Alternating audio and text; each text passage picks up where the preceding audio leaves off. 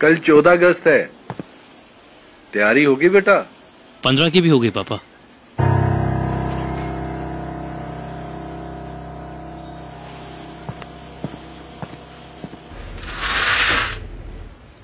पता है वो डॉक्टर का लड़का है ना?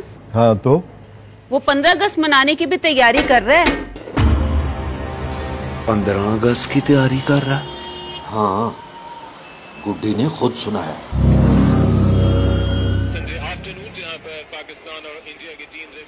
पक्का बोल रहे हैं तू? एकदम पक्का। हाँ लेने दे 15, देखते हैं कैसे मनाता है।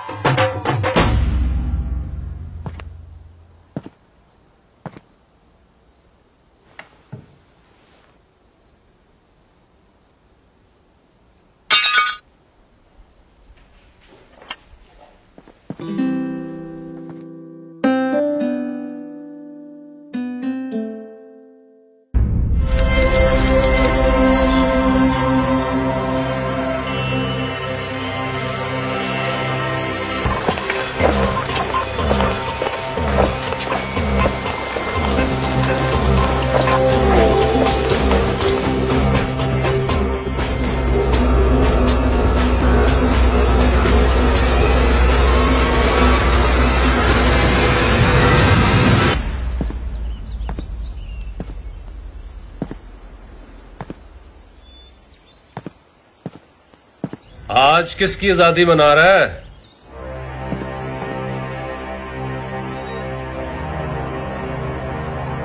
मना तो आज भी 14 अगस्त ही रहा हूं।